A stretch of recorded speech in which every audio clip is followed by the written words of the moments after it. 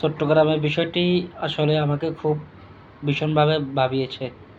আসলে জীবনের মূল্য কোথায়?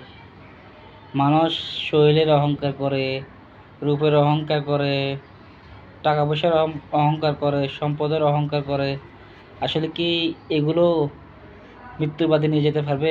আমার মনে হয় না এগুলো নিয়ে যেতে পারবে। সম্পদ, টাকা, জায়গা, জমিন বিরোধ করে আসলে আমার মতে এগুলো কিছু নিয়ে যেতে পারবে না।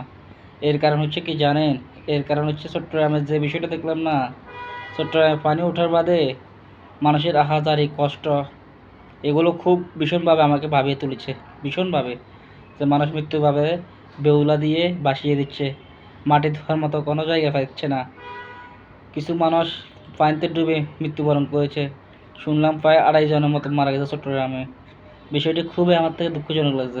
খুবই কষ্ট পেয়েছি। আজকে একটা শিশু দেখলাম পানিতে, নদীর পানির সাথে সাথে বয়ে যাচ্ছে। কার মা সন্তান, ওই সন্তানটিও আসলে প্রিয় ছিল। দ্বিতীয় একটা বিষয়, সেটা খেয়াল করলাম কি জানেন? এই যে মানুষ অসুস্থ হয়, তার ভিতর যে কত কষ্ট থাকে একমাত্র সে বুঝতে পারে। আমার আজকে আমরা যে হোটেলে আছি, ওখানে একজন মহিলা আসছে, তার ২টা কিডনি প্রায় ৭০% ড্যামেজ। দেখতে তো মনে হচ্ছে না সে অসুস্থ। তাকে দেখে আমি খুব কষ্ট পেয়েছি। আসলে জীবনের মূল্য কোথায়? আল্লাহ সবাইকে ভালো রাখুক, সবাইকে সুস্থ রাখুক, সুন্দর রাখুক, এটাই কামনা করি। অহংকার যে জিনিসটি, ওইটা আল্লাহ যেন আমার শরীর থেকে নিয়ে যায়। অহংকার যেন আমি না পড়ি।